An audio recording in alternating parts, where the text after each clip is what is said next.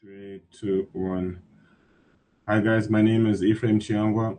I'm here with my group, and today we'll be interviewing Nolan, who currently runs a successful clothing brand here as a student in Malaysia.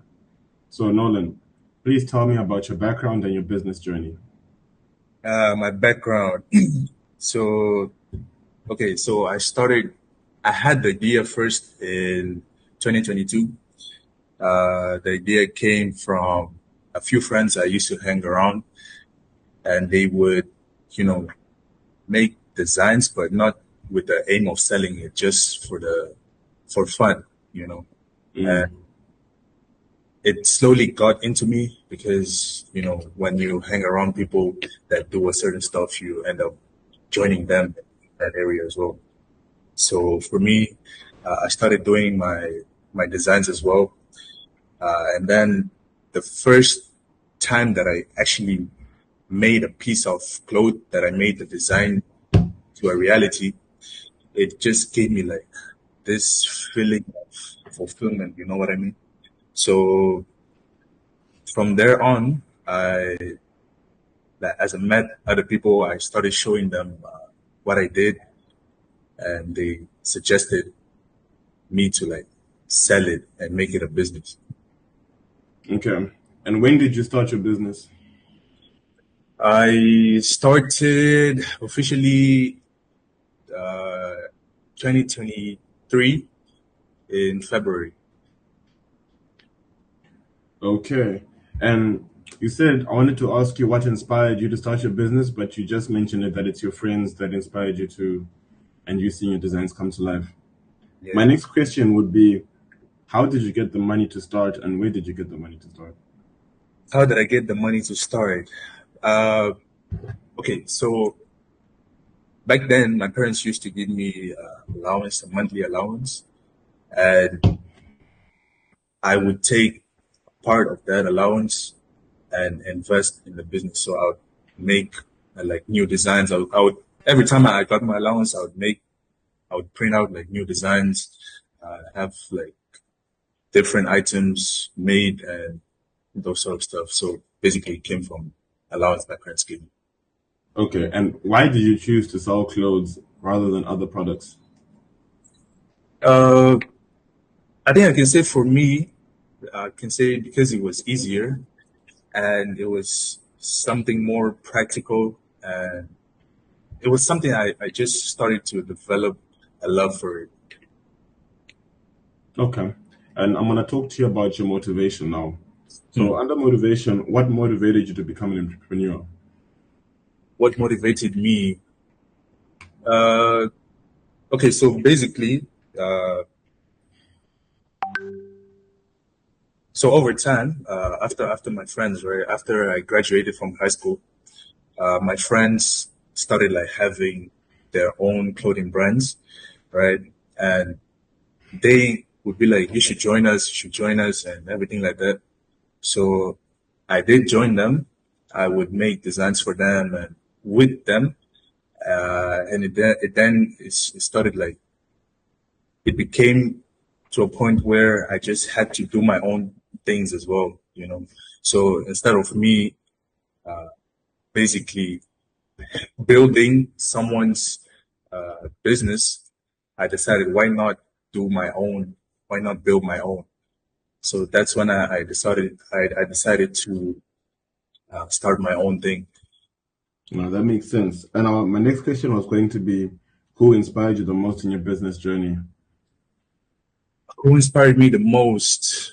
Hmm, Basically, I can say uh, I'm pretty sure you guys are familiar with Virgil Abloh. Uh, Yeah. he he's a nice designer, and I can say I also take inspiration from Kanye West. Yeah. Okay. And then now I'm going to look to your challenges. So I'm going to ask you, what are the biggest challenges you faced? And have you ever experienced low sales? And when you experienced those low sales, how did you overcome it? My biggest challenge. My biggest challenge at the beginning. I'll give you in the beginning and what's my challenge now.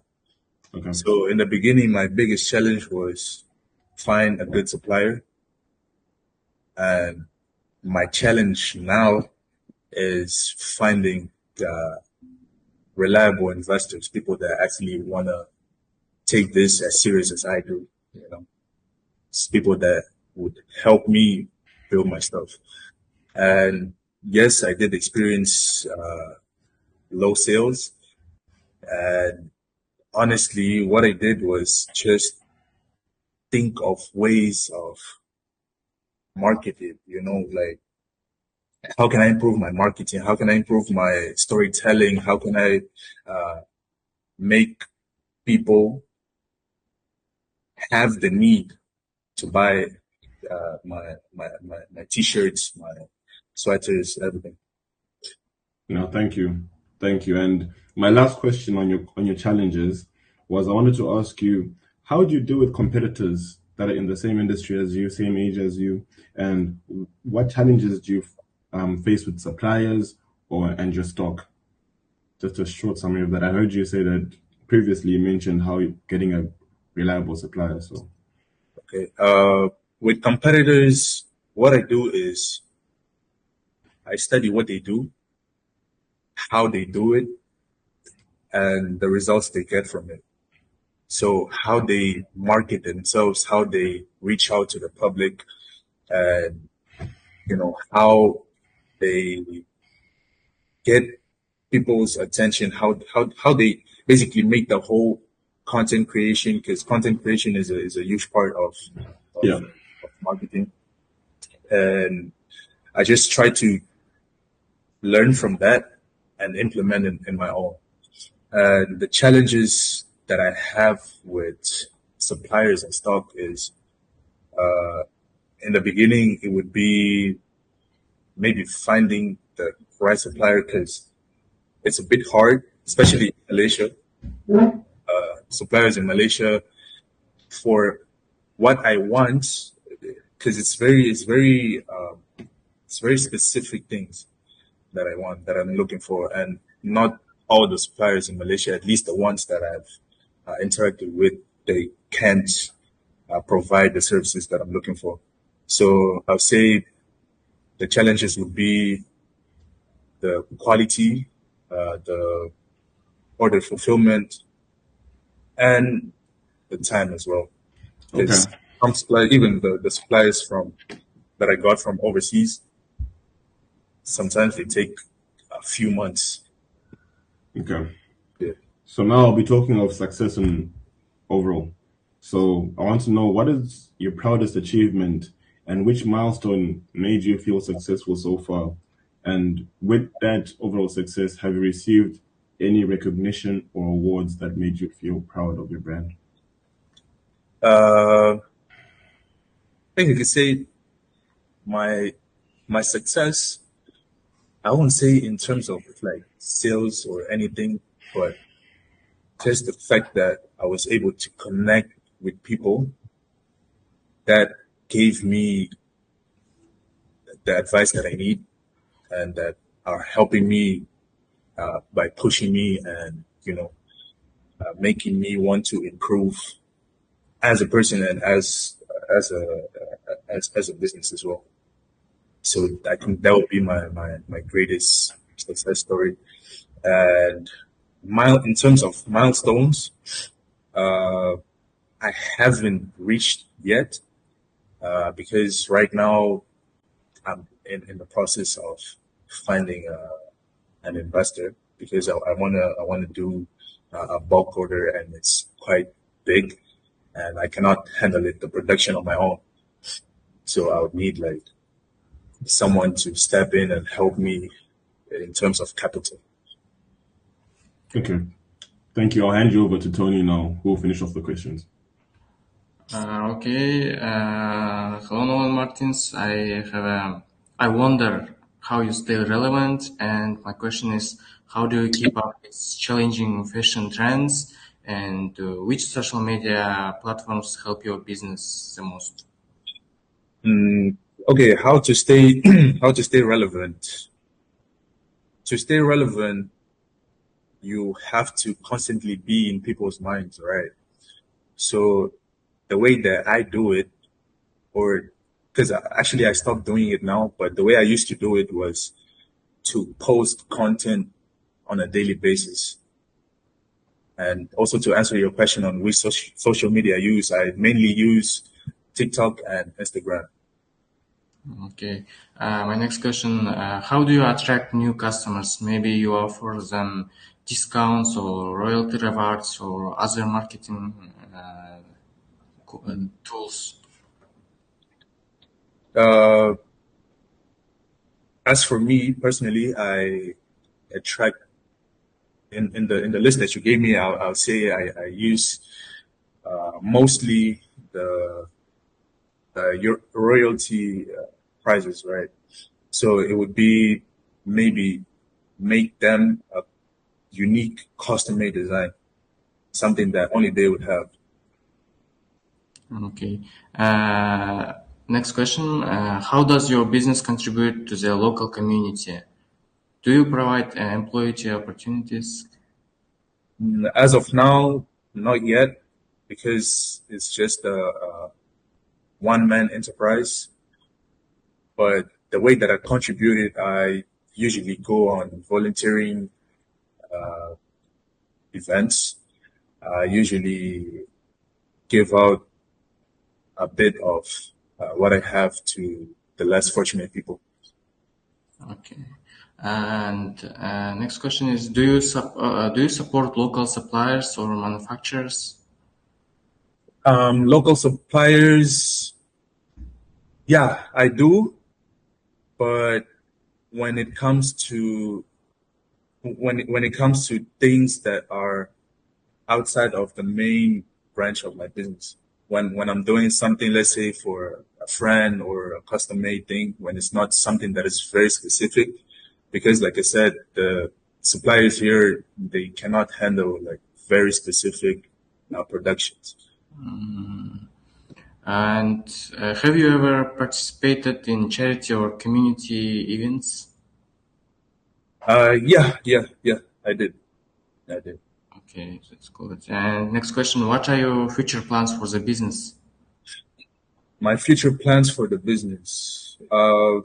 Okay, so now I have a plan of making a short film for the business, in the sense of also promoting the business and bringing an awareness to the society as well. Basically, making the business more visible. Okay. Do you plan to sell internationally? Yeah, eventually on a long term, yes. Okay. And next question, what advice would you give to students who wants to start a clothing business? My advice would be get a mentor, and I would say get the proper friends around you, and I would also say be persistent, be consistent, and make a story that would just impact people, that would just touch people. Okay. What mistakes should new enterprise avoid? Main mistakes. I'll say main mistakes would be just accepting whatever comes first. Yeah, in terms of supplier, in terms of people wanting to let's say invest in what you have. So it's something that people usually need to be cautious of, because not everyone has the right intentions, and people might just want to steal what you have, your ideas and whatnot. Okay. So my last question is, if you could start again, what would you do differently? What would I do differently? Okay, what I would do differently would be start with telling a story. Start with having a good story of the business, and in that way like touch more people. Okay, thank you very much. Yeah. I also have like some samples of what I do, what I have. Oh, See, so this is the most recent one. This sweater. Yeah. so cool. Yeah. And this was one of the first designs I've ever made. So this is the front. This is a t-shirt. This is the front, and this is the back. Yeah. Yeah. And a gift that I made for myself last Christmas was this. But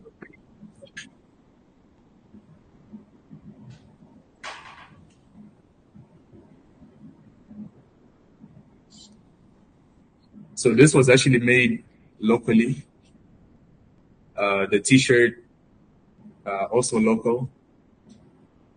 And this was from India. Yeah.